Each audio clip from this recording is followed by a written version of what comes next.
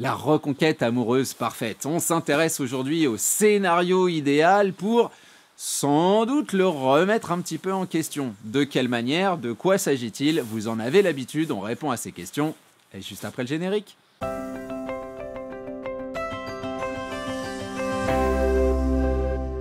Salut à vous, c'est Jean-Baptiste de jbmarcy.com, ravi de vous retrouver en ces débuts de week-end pascal pour continuer nos réflexions autour de votre reconquête amoureuse.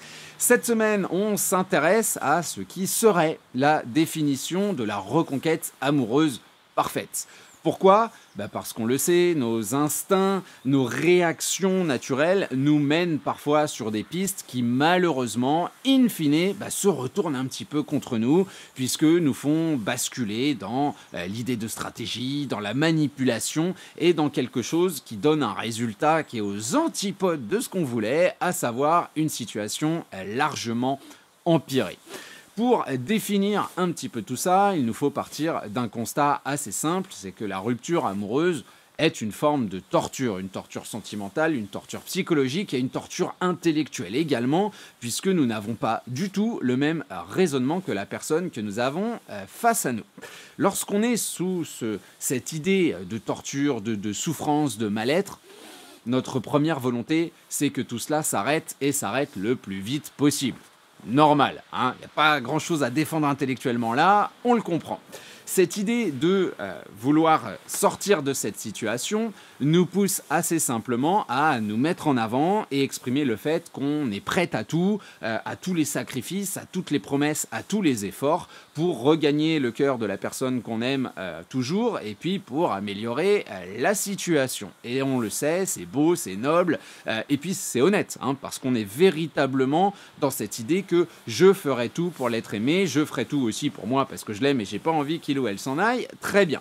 Le souci, c'est que la traduction matérielle de tout ça a plutôt tendance à tendre vers la facilité, vers la simplicité, vers l'instinctif. Et l'instinctif après une rupture amoureuse, qu'est-ce que c'est? On le sait, c'est la coercition intellectuelle, la verbalisation, la démonstration, l'explicitation de mes sentiments, le fait d'aller chercher autour de nous les différentes ressources qui nous permettraient d'aller mieux, donc de passer par, je sais pas, un thérapeute de couple, jusqu'au fait d'être dans l'explicitation matérielle, donc avec de grandes lettres, de grandes déclarations, et puis si ça ne suffit pas, on va s'autoriser un silence radio, le temps que l'autre réfléchisse un petit peu, revienne vers nous. Et tout ça, ça doit donner, in fine, ce scénario un peu parfait. Hein, l'espoir, en tout cas, est fondé là-dessus que nous allons décrire ensemble et qui, évidemment, est voué dans ce genre de vidéo, surtout sur ma chaîne, à être un petit peu critiqué, puisqu'on l'a compris, nous sommes quand même largement influencés par des préjugés qui prennent bien souvent très peu en compte la psychologie et la spécificité de ce que représente une rupture amoureuse. Le but, comme toujours, gagner en objectivité et se départir de certains réflexes qui sont plus destructeurs que positifs. Pour discuter tout cela, deux parties différentes, et je vous propose sans plus attendre de nous lancer dans la première que j'ai intitulée « L'idylle intellectuelle », la meilleure situation possible. Dans le meilleur cas, pense-t-on donc, il nous faut une logique où on gagnerait l'argumentation parce qu'on considère que la rupture amoureuse est une décision. Alors évidemment, à force de travail, à force de compréhension, à force d'analyse, on s'aperçoit que c'est excessivement discutable parce que si oui, il y a une prise de position qui est articulée avec des mots, avec un langage, avec peut-être même de l'écrit ou que sais-je, qui en font quelque chose d'assertif, il ne faut pas oublier que la base de la rupture amoureuse est un ressenti global sur lequel il y a une difficulté extrême à poser des mots. On le sait, la logique de la rupture amoureuse, c'est je ressens qu'il y a un truc qui ne va pas, et à partir de ce moment-là, je remets en cause l'idée même de bonheur que la personne que j'ai face à moi ou à mes côtés me procure, et je vais commencer à analyser, à regarder cette relation avec une lentille colorée à travers laquelle je vais surtout voir les éléments qui rassurent mon idée, qui rassurent mon sentiment, qui vont dans le même sens et qui justifient que décidément, non, il n'y a plus rien qui va, on n'est pas compatible, je ne sais quoi. Et vous avez sans doute vu dans votre rupture que les derniers temps, de petits détails prenaient des proportions incroyables. C'est pas qu'on essayait de trouver le prétexte pour tout quitter et vous laisser sur le bas-côté, c'est tout simplement que les ressentis se sont accumulés et qu'on s'est réassuré, on a construit son pacte avant même de vous annoncer cette fameuse rupture amoureuse ou cette fameuse séparation, puisque vous savez que j'essaye, tant que faire se peut, de distinguer les deux, la rupture étant véritablement le côté unilatéral, l'émotion qu'on a entretenue jusqu'à l'annonce de cette séparation. En tout cas, face à cette décision, le réflexe humain est de se dire que je dois gagner le débat. Hein. Voilà, c'est un peu le deuxième tour des présidentielles et je suis face à Claire Chazal. Excusez-moi si les journalistes sont plus d'actualité, ça fait 15 ans que je suis parti de France, donc je ne sais pas qui présente le 20h que je ne suis plus. En tout cas, l'idée est véritablement là. On va avoir une première étape qui va être l'étape d'argumentation. Hein. On va entendre ce que nous dit la personne qui est face à nous et par amour, on va respecter son point de vue. On va, cela dit, y opposer le nôtre avec des explications matérielles. Oui, mais si j'ai fait ça, c'est parce que ce que tu dis là, je l'entends, mais c'est injuste parce que il y a eu des circonstances atténuantes, il y a eu des événements qui ont fait que, et puis merde, un couple, c'est quand même une promesse, on est capable de traverser cette tempête si on s'accroche fort au mât. Hein. Après tout, rappelle-toi, j'étais là pour toi quand tu as eu ceci, quand tu as eu cela, il serait quand même bien injuste de me laisser tomber maintenant. Intellectuellement, on peut souvent gagner ce débat, hein, bien évidemment, avoir une position plus forte en référence, ne serait-ce que à la promesse du couple, hein, qui est quand même cette idée que quand le bateau tangue, il n'y en a pas un qui saute en se disant « Mon Dieu, c'est trop dangereux, ça va couler hein ». On est censé s'aider justement pour équilibrer le relationnel. On sait que dans la réalité, c'est un petit peu plus compliqué que ça, mais en tout cas, on est donc dans notre phase d'argumentation. La phase d'argumentation passée, on a réussi à dire tout ce qu'on voulait dire, on a touché l'autre qui a peut-être, lui ou elle aussi, commencé à baisser d'un ton, entre guillemets, va arriver une phase de compréhension. La personne face à nous a bien entendu tout ce qu'on a dit, l'a bien pris en compte, réalise qu'effectivement sa décision était un petit peu hâtive et que finalement, peut-être qu'on devrait éventuellement se laisser une seconde chance. Arrive donc une phase qui là devient, c'est même plus idyllique pour moi, c'est ubuesque, une phase d'excuse. On est dans le meilleur scénario possible. Hein. La personne face à nous va presque culpabiliser d'avoir pu oser penser qu'on pourrait vivre sans vous. Et là, on va même rentrer dans une phase d'inversion totale du rapport où, in fine, de par ses excuses, et donc la dernière phase qui est la recréation d'amour, hein, on fait comme si de rien n'était, c'est splendide, se donnant une deuxième chance, on va repartir en vacances, on va faire plein de choses et ça va être merveilleux et ça va être fantastique. On a un positionnement où qu'il soit dans le non-dit ou qu'il soit avoué de plein gré et complètement verbalisé, où c'est la personne qui nous disait qu'elle nous aime plus, qui va quasiment devoir nous prouver que finalement cette décision, elle n'a plus lieu d'être. Hein. Donc il ou elle va devoir avoir des attentions, il ou elle va devoir s'impliquer, il ou elle va devoir nous montrer qu'on est complètement en train d'inverser les rôles et on lui demande quelque part des efforts pour s'assurer que le fait qu'on reste, hein, que Sa Majesté accepte de rester à la cour, ça doit valoir quelque chose, ça doit avoir une forme de poids. Dans le monde réel, alors certes, évidemment, vous allez me dire si, moi j'ai déjà eu une rupture, finalement mon ex est resté parce qu'on a discuté. Bien sûr, ce sont des choses qu'on voit. 9 fois sur 10, ça réexplose parce qu'il n'y a pas de contraste, parce qu'il n'y a pas de travail de fond, parce qu'il y a juste une coercition. Il y avait un doute, on a fait effectivement le choix de rester avec vous, mais la boule d'énergie négative est toujours présente et on imagine bien que c'est là qu'on va commencer à cultiver un non-dit, mais un non-dit qui est absolument pas positif. Et vous n'imaginez pas le nombre de situations où on me décrit ce genre de choses, où on me dit bah voilà, on avait déjà rompu une ou deux fois, mais cette fois c'est vraiment final, cette fois c'est vraiment définitif, etc., etc. Et on va s'apercevoir que dans ces reconquêtes amoureuses qui n'en sont pas, on a juste eu une discussion avec l'acceptation de se donner une deuxième chance. Et finalement, c'est une épée de Damoclès qu'il y a au-dessus de nous. C'est pas un ciel bleu sans nuages avec les petits oiseaux qui chantent. Donc on s'aperçoit assez rapidement que ce scénario fantastique, extraordinaire, celui où on gagnerait l'argumentation, n'est absolument pas créateur de bonheur, n'est absolument pas créateur d'amour, et est finalement une forme de pression dans cette idée de deuxième chance, une forme de pression où chacun va essayer de ne pas faire d'erreur.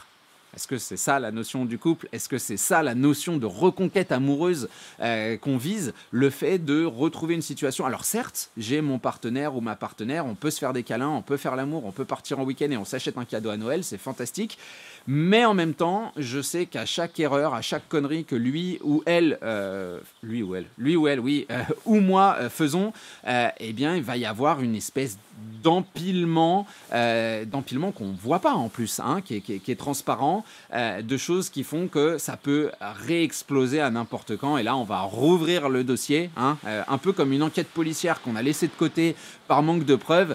Et là, boum, ça y est, on a enfin l'ADN et le dossier est réouvert, la prescription, hop, elle ne court plus. Là, on est reparti. Messieurs les avocats, enfilez vos robes. C'est quelque chose qui est difficile à vivre, relativement peu agréable, même si on peut y trouver des moments de satisfaction absolument. C'est en tout cas pas la logique de reconquête amoureuse telle que nous la concevons, parce qu'on vous souhaite quelque chose de bien plus solide que cela. En tout cas, ça me permet d'arriver sur la deuxième partie, qui est la volonté de sortir de la logique de façade.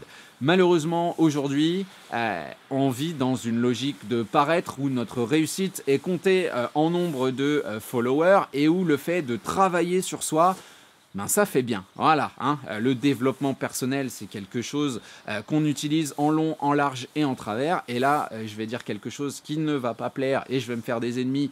Mais bon, à la limite, c'est pas grave. Je pense qu'il faut, comme dirait Aymeric Lompré, si vous connaissez, que j'adore, qui est un comédien, comédien et comique, je vais mettre un bon coup de pied dans la fourmilière, sous-entendant que je vais dire un truc dont tout le monde se fout, mais qui est réel.